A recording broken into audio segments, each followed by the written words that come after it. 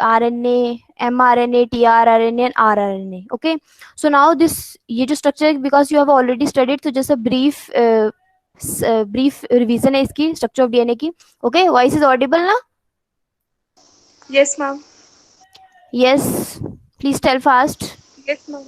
Okay, so now just look into the structure, because if you are able to, if you understand the structure of DNA properly, only then you are able to understand the replication का process, तभी आपको समझ आएगा, otherwise you are not able to understand.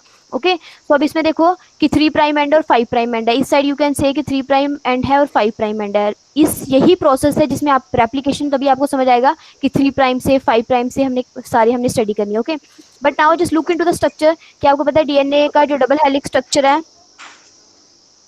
Please mute yourself, all of you.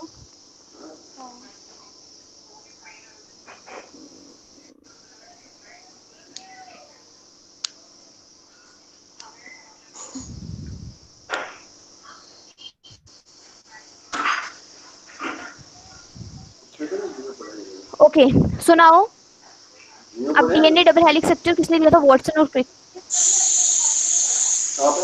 All of you, please mute yourself. Who is there? Kashish, Kashish, mute yourself.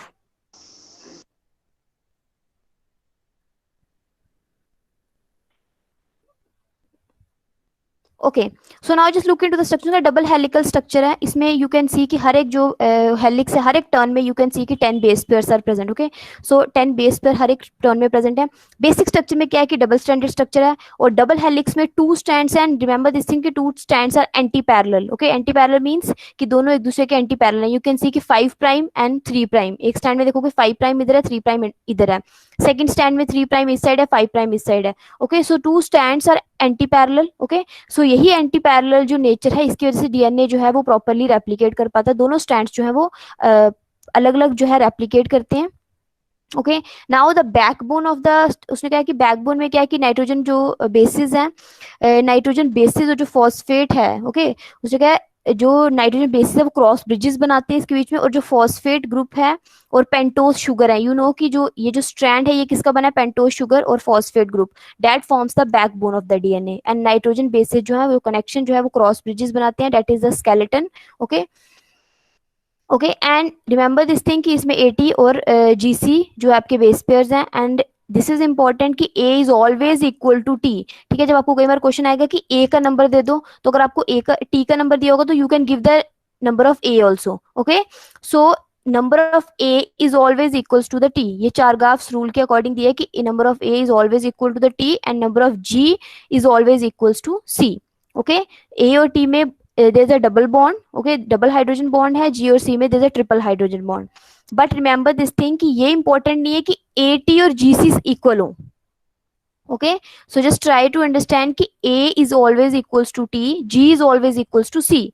Okay, but remember this thing कि this is not important कि A T जितने होंगे उतने ही जी C भी होंगे. So there is a difference कि A equals to T, G is equals to C, but not important कि A T और जी सी जो है वो एक डीएनए में सारे एक जो है वो सेम होंगे. ओके, इक्वल नहीं होंगे. Okay, then you are having the small groove. You can see here small groove hai, and you can see the large groove. This one is the large groove. Okay, this is a minor groove and this one is the major groove. Okay, now how many base pairs are there? 10 base pair present होते हैं per turn में. Per turn of helix में how many base pairs are present? 10 base pairs are present, जो आपका B form of DNA है. ठीक है, जो human beings में present है वो B form of DNA. Then you are having the other form of DNA also. A form है, बी फॉर्म है, सी डी जेड है, but they are present in other organism. कुछ hypothetical forms भी हैं, but remember this thing कि जो human beings में आपकी B form of DNA is present. Okay, now 2 strands are anti parallel. That I told to you कि दोनों strands जो है एंटी पैरेलल हैं. वो रेप्लिकेशन प्रोसेस में कैसे हेल्प करेंगे that we will see. Okay, and base pairs कितने प्रेजेंट है? जो बी फॉर्म ऑफ डीएनए में उसमें 10 बेस पेयर्स प्रेजेंट है. एंड यू कैन सी कि यहाँ पे जो डायमीटर है 20 आर्मस्ट्रॉन्ग है. डायमीटर जो है होल डीएनए का that is 20 Armstrong. Okay, yes. Okay, this picture is visible. Complementary base pair.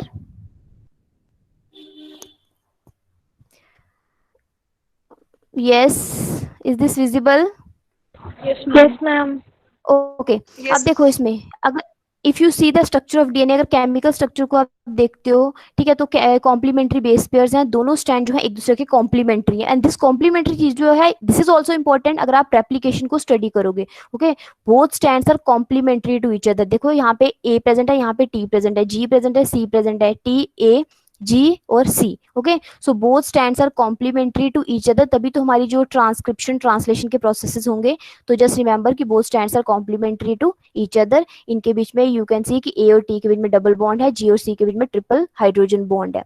Now this is the fifth and, this is the third and. Okay, and this one is the third and and this one is the 5' and. अब यहाँ ये आपको already आपने पढ़ा हुआ है structure जो है डीएनए का, कि फिफ्थ प्राइम एंड क्यों, क्योंकि जो फिफ्थ कार्बन है यहाँ पे फ्री होता है, यहाँ पे जो फॉस्फेट ग्रुप प्रेजेंट होता है। एंड जस्ट रिमेंबर कि थर्ड कार्बन जो है ऑलवेज, जो नेक्स्ट न्यूक्लियोटाइड होगा वो हमेशा किस डायरेक्शन में ऐड होगा, 5 to 3'। It never add from 3 to 5। ठीक है, कभी भी 3 to 5 से ऐड नहीं होगा। सो डेट्स वाई दोनों स्ट्रैंड्स में रेप्लिकेशन जो है वो डिफरेंट होती है। ओके, इसमें इस तरह से चलती है, इसमें इस वे में चलती है। So in both the strand replication is different side से होती है दोनों में, क्योंकि both strands are anti parallel. And remember this thing कि हमेशा जो नए न्यूक्लियोटाइड्स ऐड होंगे, they will add from 5' to 3'। ठीक है, हमेशा 3' से ऐड होंगे। वाई, क्योंकि 3' में ऐड थ्री जो थर्ड कार्बन जो है, in this position OH group is present. Okay, तो फंक्शन ग्रुप प्रेजेंट है, तो वहां पे नए न्यूक्लियोटाइड्स वो इस पोजीशन में ऐड होने शुरू होते हैं, और यहाँ पे जो इस स्टैंड में न्यूक्लियोटाइड ऊपर वाली साइड से आएंगे। ओके, इस स्टैंड में न्यूक्लियोटाइड इस तरफ से ऐड होंगे during replication. Okay, now this you have scene कि डीऑक्सीराइबोज शुगर है, क्योंकि डीएनए का स्ट्रक्चर है। आरएनए को होगा तो राइबोज शुगर है, तो वो आपने सारे different type of nucleotides, different type of nucleosides जो हैं उनके नाम जो हैं, that can be ask according to the structure of DNA and RNA. ठीक है, डीएनए के न्यूक्लियोटाइड्स का क्या नाम है, डीएनए के आरएनए न्यूक्लियोटाइड्स का क्या नाम है, what is the name of the nucleotides of RNA, what is the name of the nucleotides of DNA, and nucleosides also. So 5 उनके न्यूक्लियोसाइड्स हैं, 5 उनके न्यूक्लियोटाइड्स हैं डीएनए के और आरएनए के। Okay, now this is the polarity. This you have seen कि polarity क्या है, कि polynucleotide chain shows polarity. Polarity उसने का direction, a polymer thus form has one end a free phosphate, एक एंड पे उसके फ्री फॉस्फेट ग्रुप होता है एट 5 एंड। ओके, तो फिफ्थ एंड पे उसका फॉस्फेट ग्रुप प्रेजेंट होगा, which is referred to as the 5' end of polynucleotide. इसको पोलैरिटी बोलते हैं। Okay, similarly at the other end of the polymer the sugar has a 3' OH group which is referred to as the 3' end of the polynucleotide chain. Okay, and backbone जो बनती है इन polynucleotide chain is form due to sugar and phosphate, sugar और phosphate की वजह से बनती है, और नाइट्रोजन बेसिस जो है वो सेंटर में प्रेजेंट होते हैं। And in RNA every nucleotide residue has an additional OH group. So this is the main important thing कि DNA जो है is more stable as compared to the RNA. Okay, so remember this thing कि DNA is more stable as compared to RNA because DNA has one oxygen less. DNA के पास एक OH group less होता है, एक function group कम होता है. RNA is having one more extra OH group. That's why RNA is more reactive and less stable. DNA is less stable and more reactive. Oh, sorry, DNA is more stable and less reactive. Just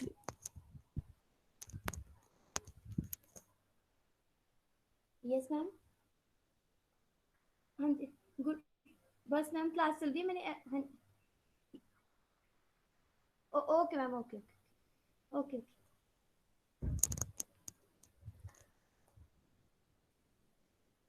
okay, so every nucleotide has an additional OH group. That's why DNA is more stable as compared to the RNA.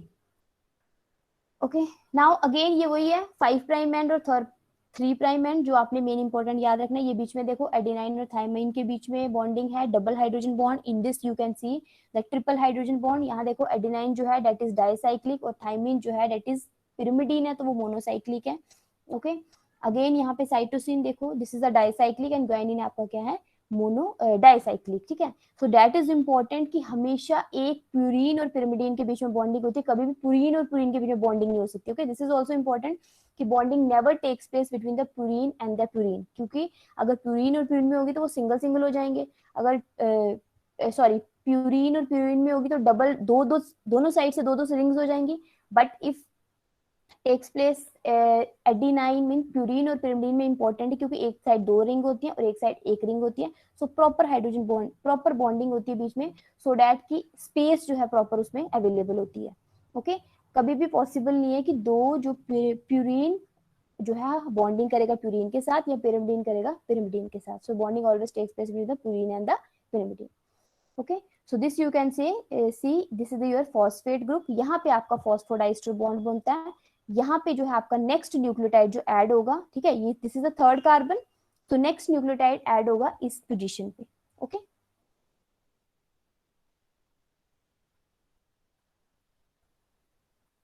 Okay clear? Yes, please tell voice is audible. Yes, ma'am. Okay, then you are having the, अब आपका next ये जो आपको आ गया कि DNA में helical है, anti parallel directions हैं, दैट यू हैव टू सी, ठीक है, जो आपने ऑलरेडी पढ़ी हुई है वही चीजें जो हमने डिस्कस की हैं। Okay, now we will see about the packaging of DNA, ठीक है, डीएनए की पैकेजिंग कैसे होती है, that is also important.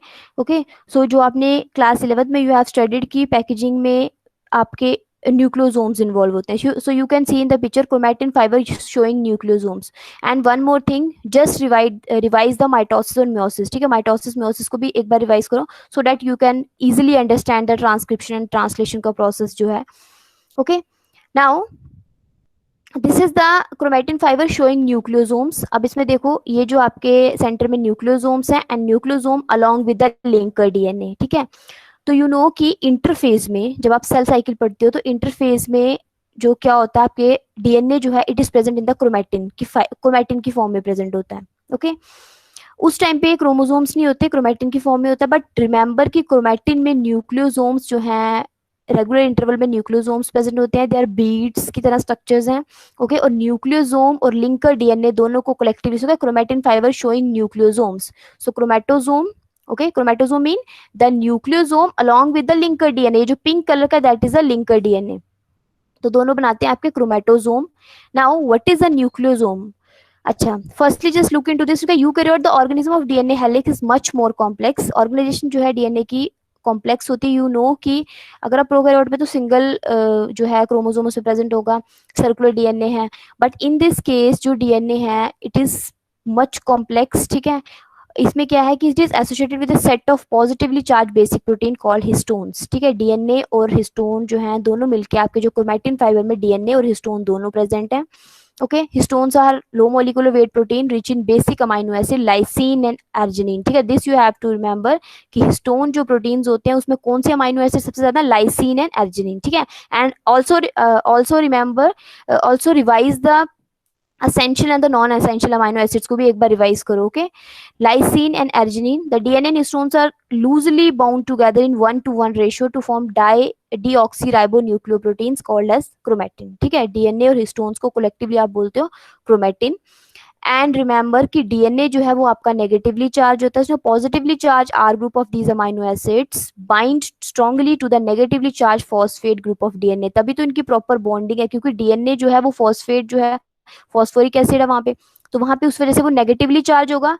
And your histone के जो अमाइनो एसिड्स हैं अर्जिनिन और lysine, they are the positively negative, हाँ they are the positive charge. Okay, तो डीएनए नेगेटिवली चार्ज है, अमाइनो एसिड पॉजिटिवली चार्ज है, इसलिए प्रॉपर बॉन्डिंग हो रही है दोनों के बीच में।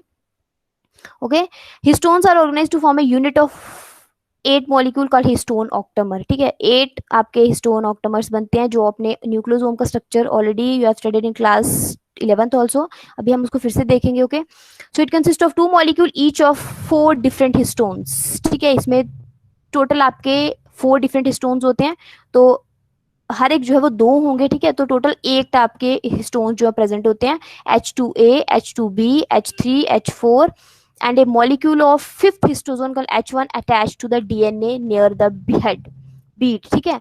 Now this complex structure of negatively charged DNA wrapped around the positively charged histone octamer is called nucleosome। okay, तो DNA जो है you can consider this, इसको आप बिल्कुल जस्ट कंसीडर कर सकते हो, जो काइट्स के लिए हम थ्रेड यूज करते हैं, तो सेंटर में वो जो गोल सराउंडेड स्ट्रक्चर होता है उसके ऊपर थ्रेड बांधा होता है, तो न्यूक्लियोसोम इज लाइक बिल्कुल सेम उसकी तरह होता है, सेंटर का जो बीच में उन्होंने डाला होता है material, that is you can consider that with the histone octamer 8 histone protein के साथ, और जो भी ऊपर जो थ्रेड है, that thread is, you can relate that thread with the DNA. Okay, and each nucleosome is connected to the next by a short linker DNA, और एक न्यूक्लियोसोम जो है वो दूसरे के साथ कनेक्ट होता है with the help of the short linker DNA. Okay, now this is the structure of a nucleosome. Okay, अब न्यूक्लियोसोम में आपकी दो चीजें, एक तो आपका है डीएनए लिंकर, ठीक है, जो लिंकर डीएनए होता है, ठीक है। देन आपके 8 हिस्टोन ऑक्टोमर्स हैं, H2A H2A, हर एक जो है वो दो हैं, H3 H3 H4 H4 H2B H2B। Okay, so 8 octomers are there and H1 जो सेंटर से सबको बाइंड करता है। ओके, सो नाउ जो आपका इसके ऊपर डीएनए है, ठीक है, इसमें कुछ 150 से भी ज्यादा बेस पेयर्स होते हैं इसके अंदर। और and one more important thing इसके कि जो आपका हिस्टोन के ऊपर जो डीएनए है उसको आप को डीएनए बोलते हो, और जो linker DNA, this is the linker DNA. Linker DNA जो है मोर एक्टिव होता है as compare to the core DNA, ठीक है। जब ट्रांसक्रिप्शन ट्रांसलेशन का प्रोसेस होना है तो linker DNA is more active as compare to your core DNA. Okay, so this is the structure of a nucleosome, जिसमें आपको 8 हिस्टोन प्रोटीन्स हैं just related to that thread जो हम काइट्स के लिए यूज करते हैं। उसको सेंटर वाला मटेरियल को आप किससे रिलेट करोगे, 8 हिस्टोन प्रोटीन से। और जो आपका this is your linker DNA, जो उसमें से थ्रेड निकलेगा। ओके, जो क्वाइल्ड थ्रेड होगा, that coiled thread is the core DNA, और जो बाहर निकलेगा थ्रेड दोनों साइड से, that is called as the linker DNA. Okay, so now nucleosome is clear, please tell.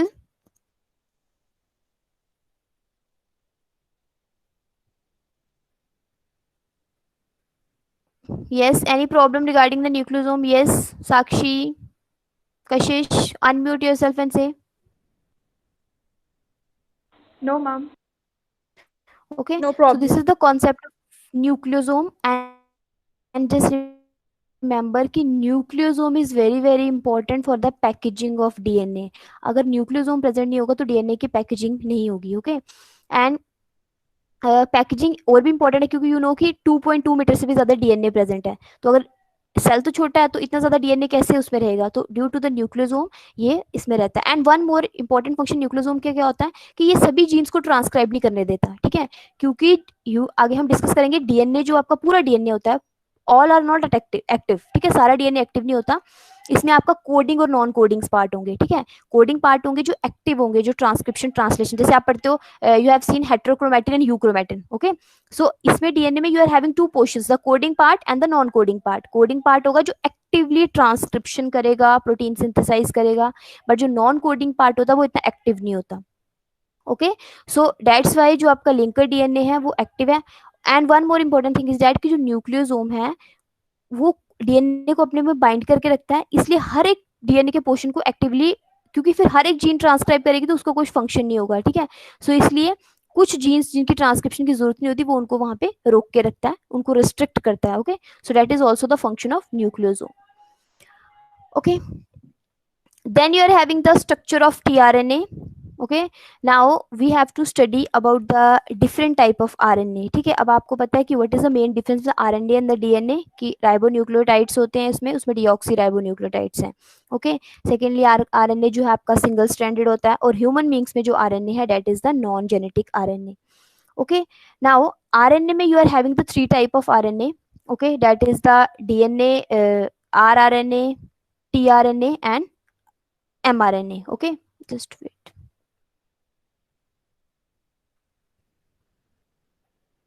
So you can see here we are having the 3 type of RNA.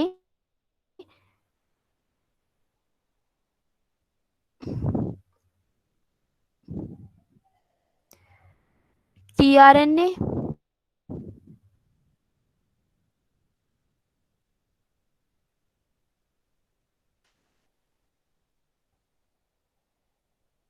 okay, then your mRNA and rRNA, ठीक है। 3 type of, तीनों जो है तीनों में major जो है, major वाला कौन सा है, 3 type of RNAs are there, जो RNA है इट फॉर्म्स द 80 का पोर्शन है, टोटल RNA जो है तीनों में से 80% हैविंग 10 to 15% जो है that is the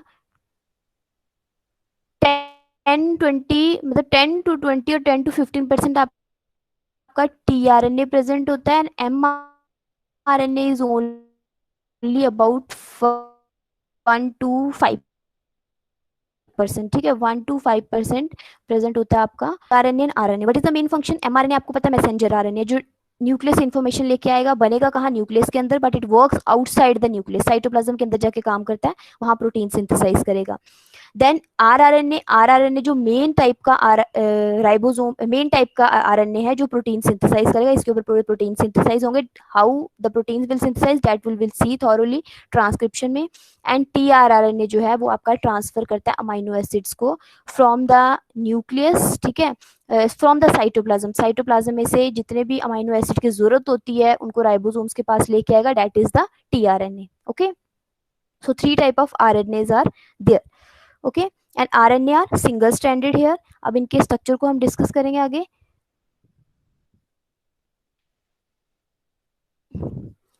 okay, now the structure is visible.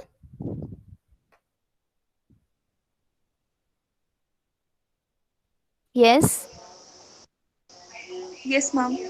okay, so now this is the first type of RNA, it is a tRNA, ठीक है, that is a transfer RNA जो कितना बनाता है आपका 10 to 15% होता है। अब ट्रांसफर RNA में देखो 4 type of sites are there, you can see in the 4 type of sites are there. This ये जो आपकी एक साइट है this is the amino acid binding site जिसको आप कैरियर साइट बोलते हो, this is called as the carrier site क्योंकि इस पे क्या अटैच है? OH। इसका ये जो पोजीशन है this is the third, okay, this is fifth prime and. अच्छा, ये आपका सिंगल स्ट्रैंडेड है, ठीक है, tRNA is a single stranded, but देखने से आपको डबल स्टैंडर्ड लग रहा है क्योंकि अपने ही जो बेस पेयर्स हैं, सिंगल स्टैंडर्ड के जो बेस पेयर्स हैं उन्हीं के बीच में बॉन्डिंग होगी है, ठीक है, उन्हीं के बीच में हाइड्रोजन बॉन्ड बन गया है, इसलिए this structure is called as a clover leaf shape structure. Okay, so this is the clover leaf shape structure. Now hydrogen bonds are there. Now ये जो इसका ये एंड है ये फिफ्थ प्राइम एंड है और ये थर्ड प्राइम एंड है, क्योंकि आपको पता है थर्ड प्राइम एंड पे क्या होता है? OH ग्रुप, OH अटैच होता है, फंक्शन ग्रुप अटैच होगा, तो वहां पे ऑब्वियसली वो नेक्स्ट वाले जो अमाइनो एसिड बाइंडिंग साइट होगी, क्योंकि OH ग्रुप इज देयर, जहां पे फंक्शन ग्रुप होगा वहां पे बाइंडिंग साइट होती है।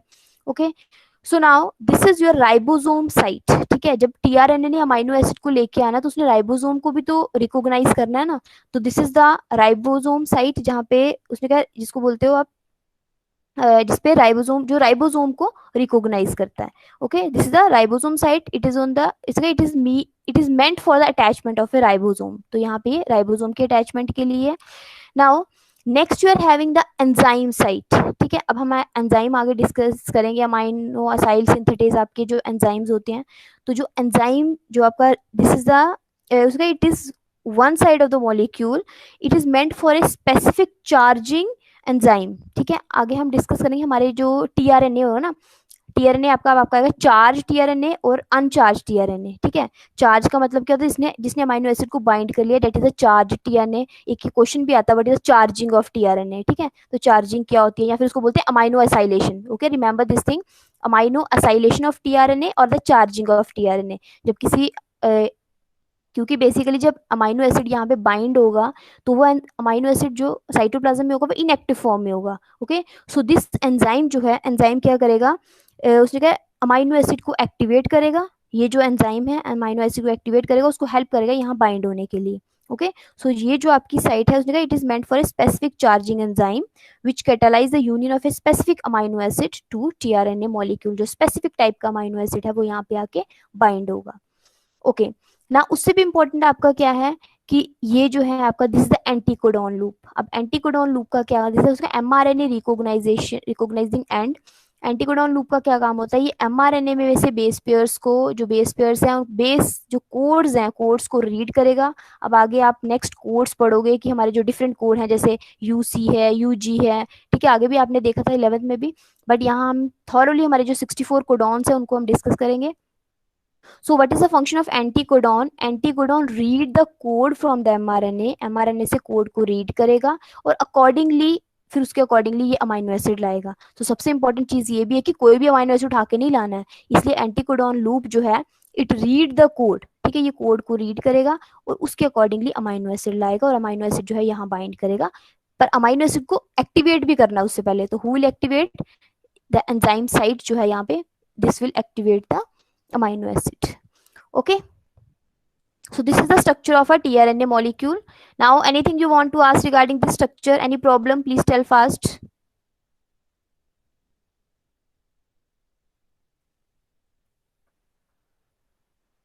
Yes, yes, Kashish. Yes, ma'am. Any problem? No, ma'am. Okay. Astika? Yes, Astika, anything you want to ask? Structure of tRNA is clear? Structure of tRNA is clear? Yes, ma'am. Yes, Okay. ma'am. Okay.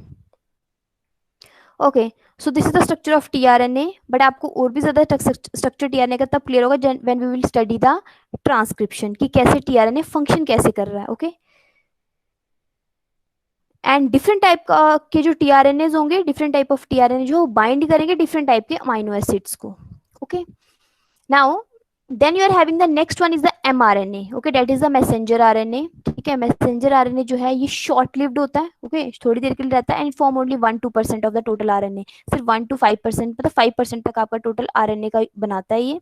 And it is a short lived, short live का मतलब ये है कि जितनी बार एक protein की formation होनी है उतनी बार एमआरएनए वहां पे जाएगा, एमआरएनए की फॉर्मेशन होगी, then this mRNA then goes to the cytoplasm, and after that वो जो एमआरएनए होगा विल वो क्या हो जाएगा, मतलब वो ब्रेक हो जाएगा, ठीक है, वो डिस्ट्रॉय हो जाएगा। फिर आपका नेक्स्ट वाला, फिर नेक्स्ट प्रोटीन बनना है तो फिर से एमआरएनए की फॉर्मेशन होगी, देन अगेन वो एमआरएनए अपना काम करेगा तो वो वहां पे खत्म हो जाता है। तो that is a short live, जितनी देर काम है उतनी देर वो रहता है, उसके बाद उसकी वो डिस्ट्रॉय हो जाता है। Okay, so after that there is a formation of another mRNA. Okay, so that's why हर टाइप की प्रोटीन चेन के लिए there is a different type of mRNA. Okay, a fully processed mRNA, you can see in the figure, it has its 5 prime end, a cap of methylated guanide followed successively by initiation codon AUG, GUG, and a long coding region, a termination codon UAA, UAG and UGA. Okay, ये आपके 3 codon है, Apple, amber, ओपल, ठीक है, ये आपके 3 है। UA जो हम अभी कोड्स को जो हम नेक्स्ट डिस्कस करेंगे तब आपको पता चलेगा कि आपके डिफरेंट टाइप के 64 कोडॉन्स हैं। 64 में से 61 जो है आपके वो मेन कोडॉन है, जो आपके 3 कोडॉन है ये आपके टर्मिनेशन और स्टॉप कोडॉन होते हैं। Okay, so out of 64 3 are the termination और stop codons. Now so a poly A tail of many adenine containing nucleotides at 3 prime end. A small non-coding region called leader segment follows the cap and another non-coding region called trailer segment precedes the tail. Okay. अब देखो यहाँ पे इसकी होती है, सबसे पहले तो there is a formation, just wait, कि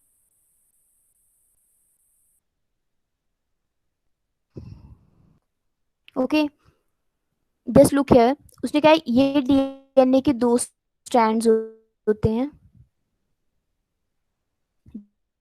जो हम ट्रांसक्रिप्शन में भी थॉरोली पढ़ेंगे, बट जस्ट लुक, इसकी एमआरएनए बिल्डिंग आएगा, टेम्पलेट आएगा, वो हम आगे देखेंगे। बट डीएनए के दोनों स्ट्रैंड्स में से एक स्ट्रैंड के ऊपर एक तो कोडिंग होता है, जो दूसरा स्ट्रैंड होता है ना, suppose you can see here, suppose ये वाला जो है ये आपका कोडिंग स्ट्रैंड है और ये आपका टेम्पलेट है। टेम्पलेट मीन जिसपे एमआरएनए की फॉर्मेशन होनी है, ठीक है। अब जब ये एमआरएनए बनता है तो इस एमआरएनए की क्या होती है, यहाँ पे प्रोसेसिंग होती है। Suppose this is a cell, तो न्यूक्लियस के अंदर एमआरएनए की फॉर्मेशन हुई। अब न्यूक्लियस के अंदर ही ये जो एमआरएनए है, ये जो एमआरएनए बना, ठीक है, ये एमआरएनए बनेगा डीएनए के, एमआरएनए स्ट्रैंड की क्या होगी, process, and this mRNA will goes to the cytoplasm and then do its work. Okay, so जो ये आपका क्या होता है, ये आपका रॉ मटेरियल, जैसे आप रॉ मटेरियल लेते हो कि यहाँ पे एमआरएनए की फॉर्मेशन हुई, फॉर्मेशन होने के बाद उसकी फिर प्रॉपर प्रोसेसिंग होती है, क्योंकि उसने प्रॉपर फंक्शन करना होता है, उसने साइटोप्लाज्म में जाना होता है। अगर प्रोसेसिंग नहीं होगी, वैसा का वैसा चल जाएगा, तो वो रास्ते में जाते जाते डिस्ट्रॉय हो जाएगा। Okay, so that's why proper processing is there. Now just look into this diagram. अब इसमें देखो ये इसकी हेड रीजन है, ठीक है, जो इसका हेड रीजन उसमें क्या है, मिथाइलेटेड मिथाइलेटेड ग्वाइनिन की कैप होती है 5 प्राइम वाली साइड। थर्ड प्राइम पे you can see poly adenine tail. Okay, processing means it's capping and tailing, इसकी कैपिंग होती है, इसको कैप लगती है, इसको टेल लगती है, सो डैट कि इसको कोई प्रॉब्लम ना हो ऑन द वे जब अब ये न्यूक्लियस से साइटोप्लाज्म में जाता है। तो अगर ये कैपिंग टेलिंग नहीं होगी तो ये इजिली डिस्ट्रॉय हो जाएगा। Now you can see this a leader non coding region होता है जो कनेक्ट करता है कैप और टेल को with the main structural genes के साथ। ये जो मेन है ना कोडिंग रीजन, ये जो आपको यहाँ से सेंटर में दिख रहा है, this the main structural region. इस पे कोड्स होंगे और इसके अकॉर्डिंगली कोड्स मीन इस पे इंफॉर्मेशन होगी। ये जो मेन सेंटर रीजन है, इस सेंटर रीजन पे इंफॉर्मेशन होगी और इन्हीं पे आपके प्रोटीन्स की फॉर्मेशन होगी। ओके, अमाइनो एसिड्स कंबाइन होंगे और प्रोटीन की फॉर्मेशन होगी। ओके, अब ये देखो this is the initiation. Okay, ये तो आ गया आपका लीडर नॉन कोडिंग रीजन और ये आपका आ गया नॉन नॉन कोडिंग रीजन। ठीक है, लीडर और दो सेगमेंट होते हैं, लीडर और ट्रेलर सेगमेंट। देन अब आपका यहाँ पे जो बिगिनिंग में आपका कहीं भी ट्रांसक्रिप्शन स्टार्ट होनी है तो सबसे पहले आपका आता है इनिशिएशन कोडॉन, जो किसी भी प्रोटीन पॉलीपेप्टाइड चेन को या प्रोटीन की फॉर्मेशन जो इनिशिएट होती है वो कहाँ से होती है, यहाँ से। तो सबसे पहले आपके आ जाएंगे AUG, जो आपका मिथ्योनिन होता है, जो आपका इनिशिएशन कोडॉन होता है।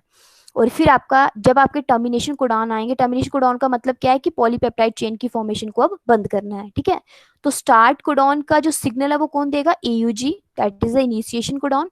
और अब चेन बनते जा रही है, बनते जा रही है, बनते जा रही है, बट व्हेन द इन तीनों में से कोई भी कोडॉन आ जाएगा तो इट मीन्स कि आपके ये टर्मिनेशन कोडॉन आ गया, तो we have to stop the formation of chain. तो तब आपकी पॉलीपेप्टाइड चेन की फॉर्मेशन हो जाती है।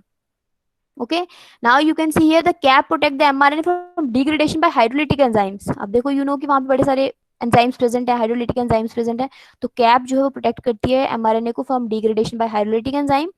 It also function as a part of attach here sign for the small ribosomal sub unit. ठीक है, राइबोसोम का जो सब यूनिट है उसके साथ अटैच होगा, वो आगे हम डिस्कस करेंगे कि राइबोसोम के दो सब यूनिट हैं। छोटे वाले सब यूनिट के साथ mRNA बाइंड होता है और बड़े वाले सब यूनिट के साथ आपका जो है वो tRNA जो बाइंड होगा वो लेके आएगा सारे चीजें, अमाइनो एसिड्स वगैरह। Okay, so what is the function of the cap, एक तो डिग्रेड करने से बचाता है, सेकेंडली अटैच हेयर का सिग्नल देता है। Tail also check degradation of mRNA and also help the ribosome attach to it. तो टेल का भी यही काम है कि वो डिग्रेडेशन से बचाती है। It also help exit of mRNA from the nucleus. Okay, so this is the structure of mRNA। Okay, this you can see कि ये इसका स्ट्रक्चर है, दिस इज इम्पोर्टेंट। बट जो इसकी प्रोसेसिंग है, ठीक है, प्रोसेसिंग कैसी हो रही है डेट वी विल डिस्कस की थॉरोली, कि जब इस पे DNA पे mRNA की फॉर्मेशन होगी तो उसमें कुछ कोडिंग पार्ट होते हैं, नॉन कोडिंग पार्ट होते हैं, तो हम आगे डिस्कस करेंगे कि ये जो प्रोसेसिंग भी हुई ये कैपिंग और टेलिंग कैसे हुई। Okay, that we will discuss जब हम ट्रांसक्रिप्शन और ट्रांसलेशन को पढ़ेंगे। Okay, then you are having the ribosome. Okay, yes, structure of mRNA is clear. Yes, everyone, please tell. Yes, ma'am. Yes, Tripti.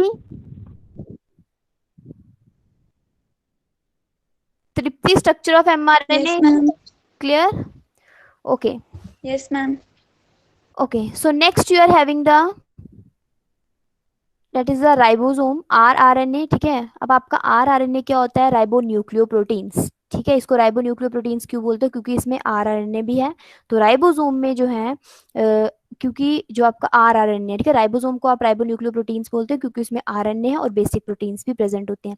So you can see in the picture कि आपको पता है prokaryotes में दो type के सब unit है, 50s और 30s, and eukaryote also 60s and 40s। Okay, so this you have to learn कि 50s सब यूनिट्स में कितने टाइप के RNA है। सो 50s सब यूनिट में you are having the 23s rRNA, 5s rRNA, and 34 different type of basic proteins. In case of 30s subunit, you are having the 60s rRNA and 21 different basic protein. Okay, ये simply आपने you have to learn.